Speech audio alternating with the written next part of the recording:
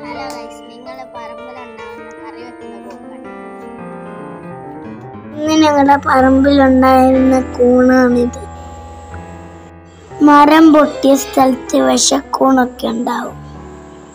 ഇത് കറി വെക്കാൻ പറ്റിയ നല്ല കൂണാണ്. ഹലോ ഗൈസ്, ഇത് കറി വെച്ചാൽ ഉപ്പേരി വെച്ചാൽ നല്ല ടേസ്റ്റാണ്. നിങ്ങളുടെ നാട്ടിലൊക്കെ ഇത് കിട്ടാറുണ്ടോ? ഞങ്ങൾക്ക് ഈ സമയത്ത് ഇടയ്ക്കിടയ്ക്ക് കിട്ടാറുണ്ട്.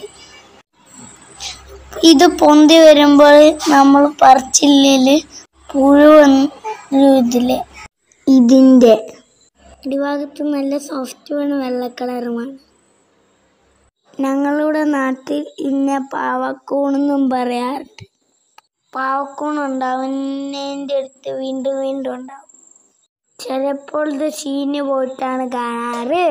മഴക്കാലത്ത് ഇടി മുഴങ്ങിയാൽ കൂൺ പൊന്തുമെന്ന് പണ്ടുള്ളവർ പറയാറുണ്ട്.